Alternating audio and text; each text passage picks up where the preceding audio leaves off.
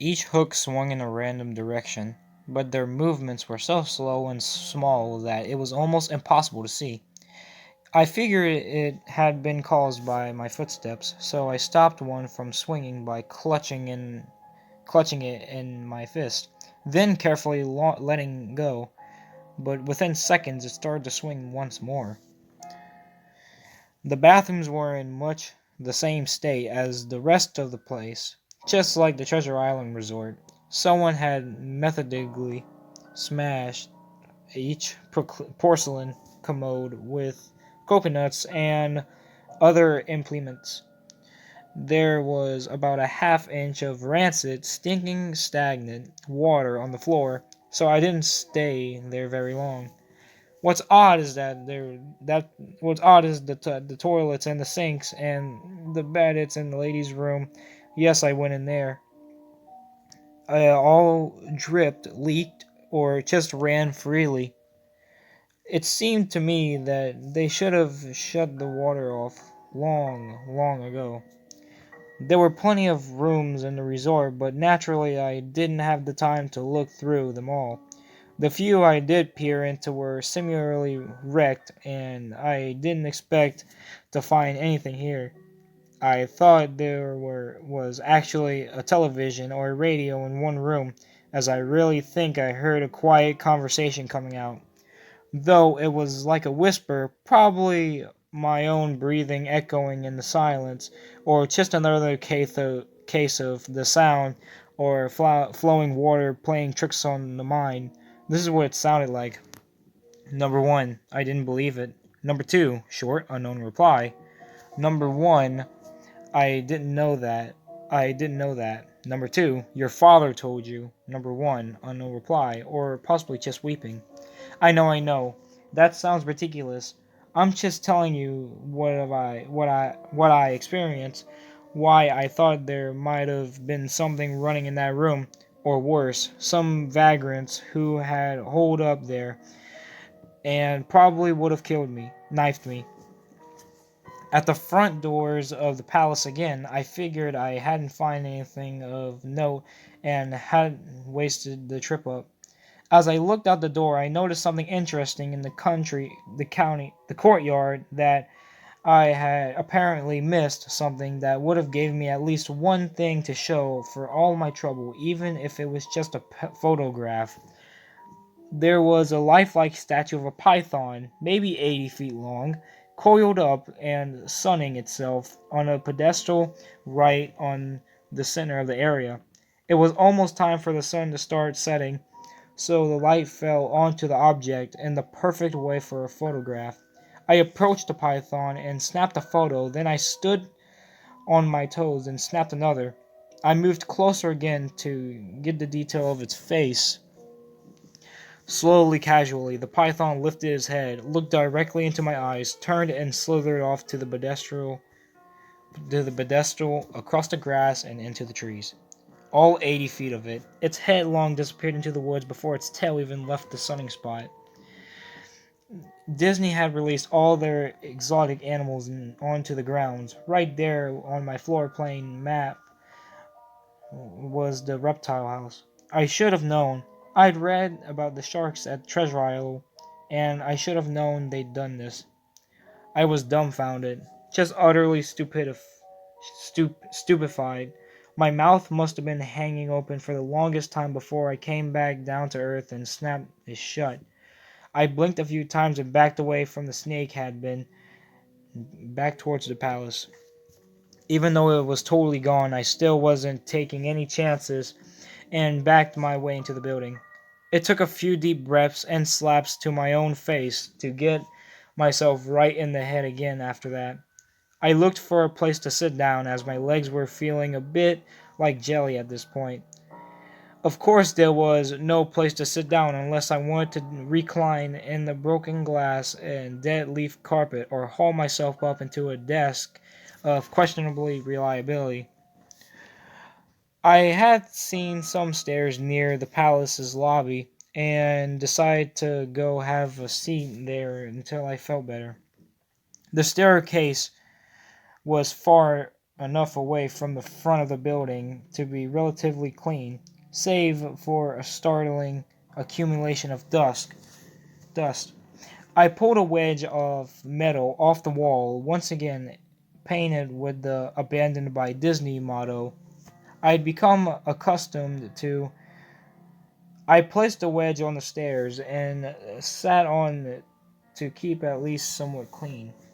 The stairwell led downward, below ground level. Using my camera flash as some sort of improved flashlight, I could see that the staircase ended a metal mesh floor with a padlock and a sign on the door. A real sign read, "Mascots only. Thank you." This perked up my spirits a little bit for two reasons. One, a mascots only area would have definitely had something interesting stuff back in the day. Two, the padlock was still in place.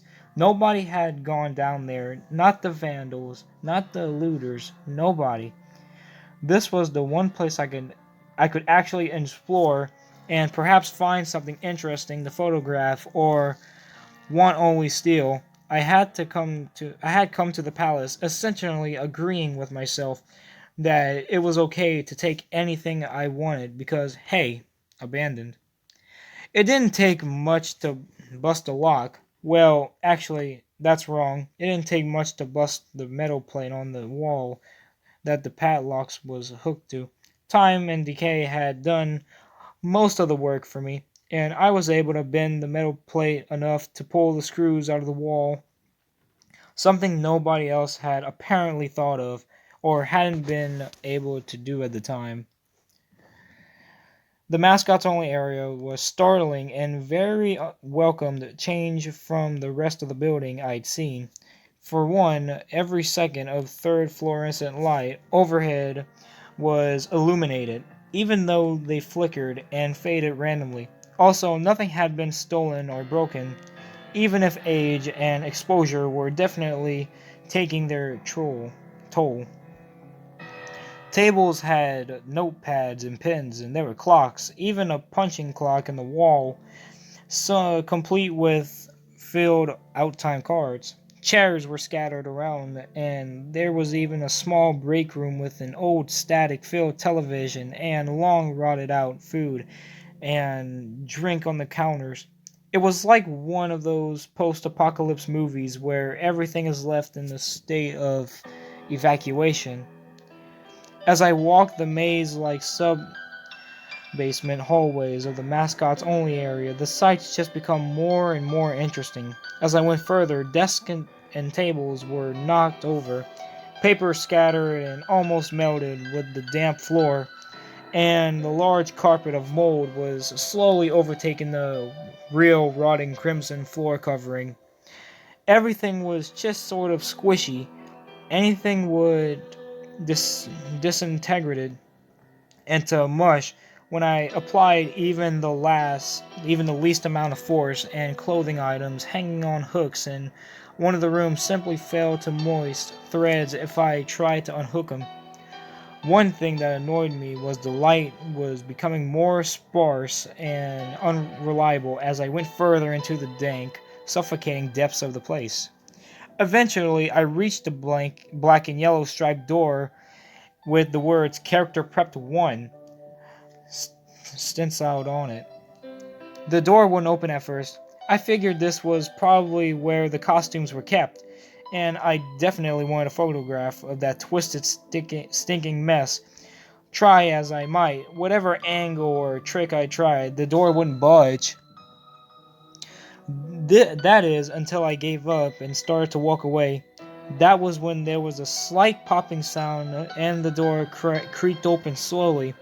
Inside the room was completely dark, pitch black. I used the camera flash to look for a light switch in the wall by the door, but there was nothing. As I made my search, I was jarred out of my sense of excitement by a loud electrical buzz.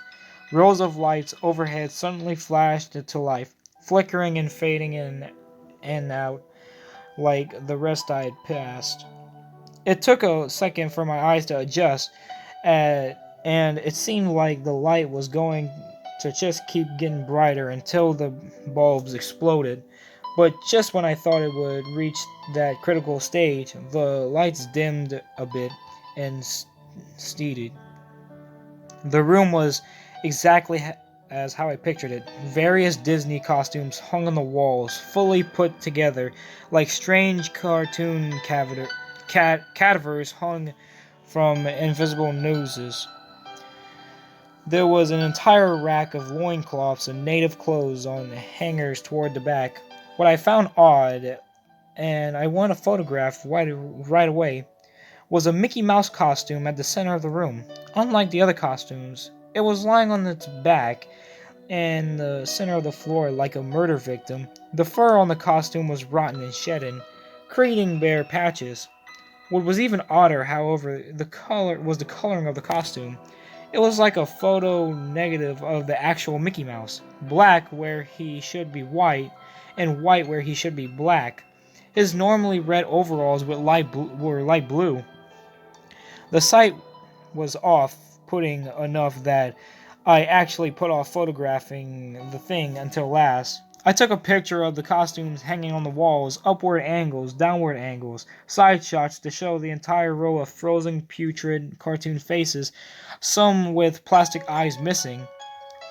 Then I decided to stage a shot, just one of the bedraggled character heads on the slick, grimy floor.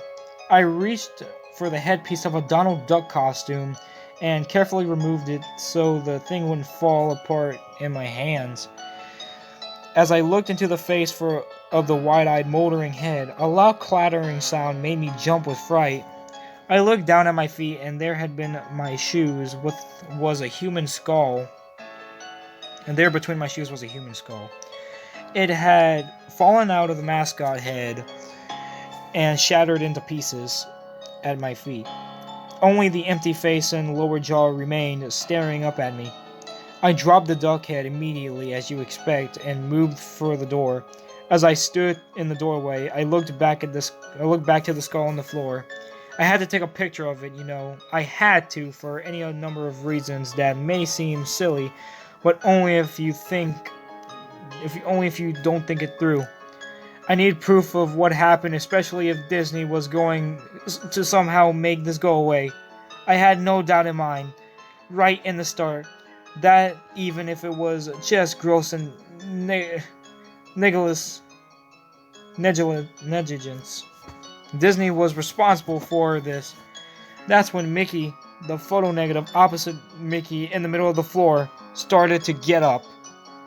First sitting up, then climbing to its feet. Mickey Mouse costume, or whoever was inside it, stood there at the center of the room, its fake face just starting directly at me as I mumbled, "No," over and over and over. With shaking hands and violently thrashing heart and legs that had once again turned to jelly, I managed to lift the camera and aim it at the opposite creature, now quietly sizing me up. The digital camera screen displayed only dead pixels in the shape of the thing. It was a perfect silhouette of the Mickey costume. As the camera moved in my unsteady hands, the dead pixels spread, mirroring the screen wherever Mickey's outline moved to. Then the camera died, went blank and broken. I raised my eyes once again to the Mickey Mouse costume. "Hey," it said in a hushed, perverted, but perfectly executed Mickey voice. "Want to see my head come off?"